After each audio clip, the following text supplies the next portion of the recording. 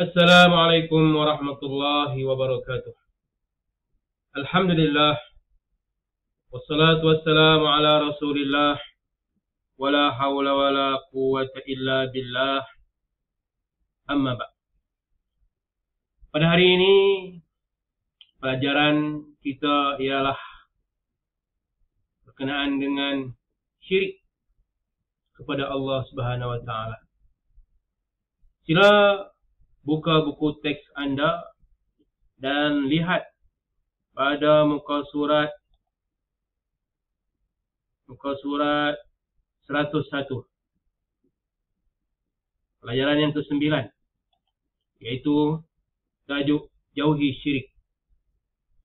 Mari kita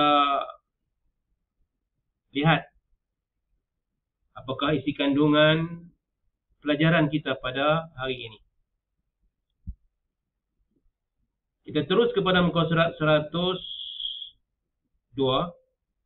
Itulah pengertian syirik. Syirik ialah perbuatan menyekutukan Allah dengan sesuatu yang lain. Syirik boleh berlaku sama ada dengan perkataan, perbuatan, dan i'tiqad. Hukum mensyirikkan Allah ialah haram. Perbuatan ini dikategori sebagai dosa yang paling besar, serta dijanjikan dengan azab yang pedih. Syirik terbahagi kepada dua, iaitu syirik jali dan syirik khafi. Jadi, para pelajar sekalian, kita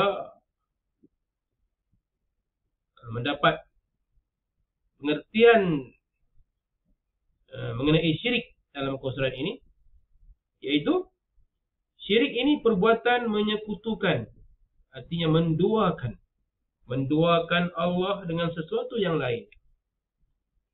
Kita menganggap ada lagi Tuhan selain Allah, syirik.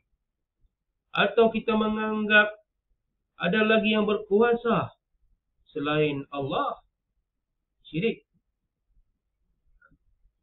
Jadi segala yang menjadi hak istimewa Allah itu tidak boleh diduakan. Sama ada dari segi sifatnya, dari segi namanya, dari segi perbuatannya, maka tidak boleh digandingkan bersama-sama Allah itu yang lain. Syirik merupakan dosa yang paling besar di antara semua dosa. Dalam dunia ini berbagai-bagai dosa.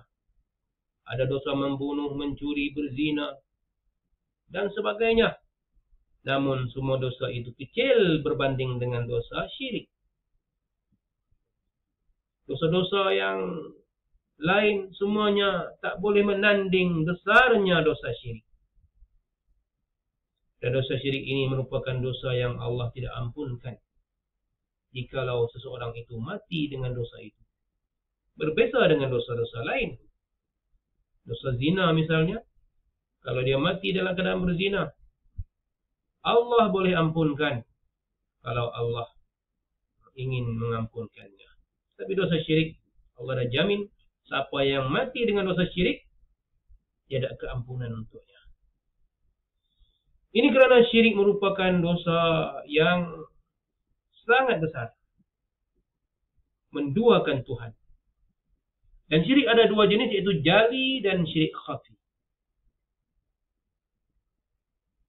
Allah SWT berfirman di dalam surah Al-Baqarah ayat 22. Fala taj'alu lillahi andadan wa antum ta'lamun. Yang bermaksud, maka janganlah kamu mengadakan bagi Allah sebarang sekutu, padahal kamu semua mengetahui bahwa Allah ialah Tuhan yang Maha Esa.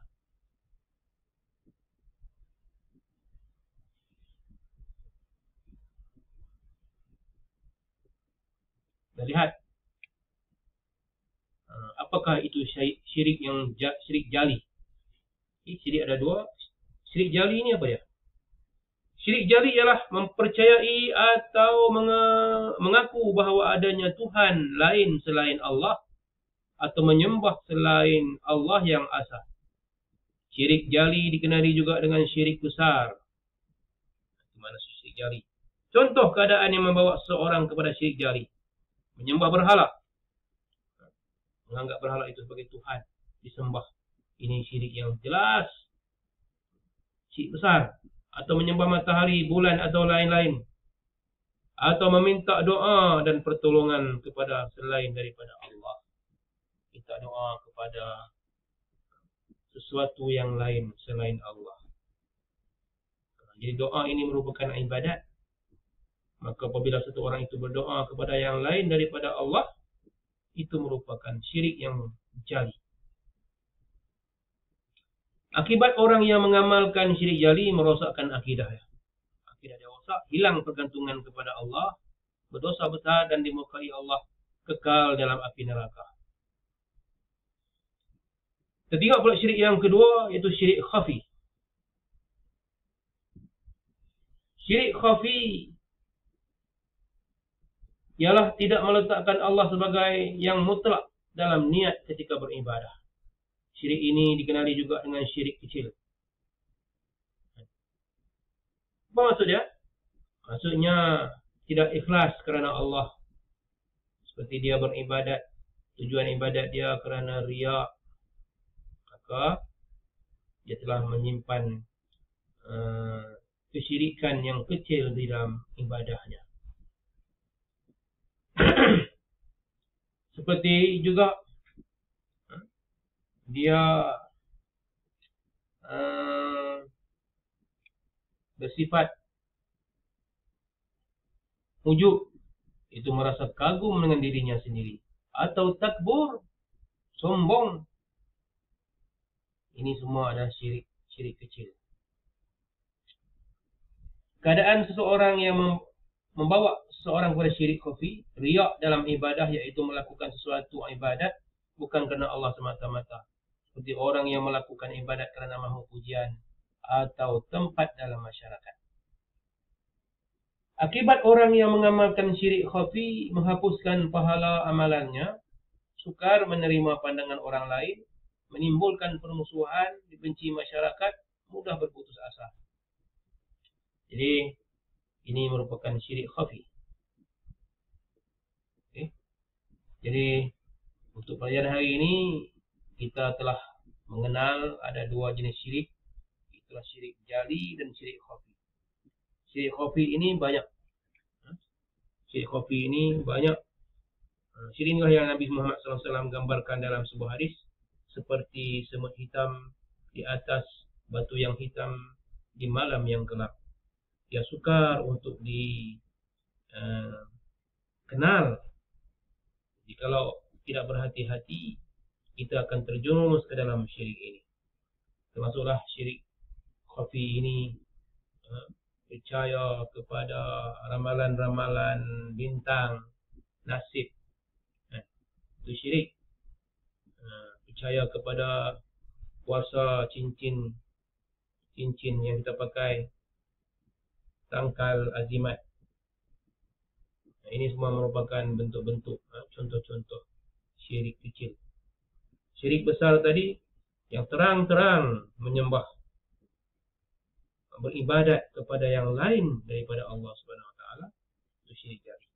Sama ada menyembah berhala ataupun berdoa kepada yang lain daripada Allah, berdoa kepada orang yang telah mati, pergi di kubur minta doa kepada kubur, minta kepada pokok besar, minta doa kepada jin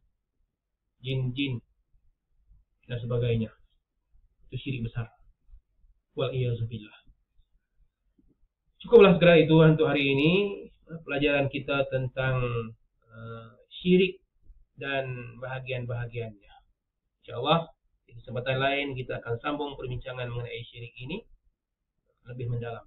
Sekian. Wassalamualaikum warahmatullahi wabarakatuh.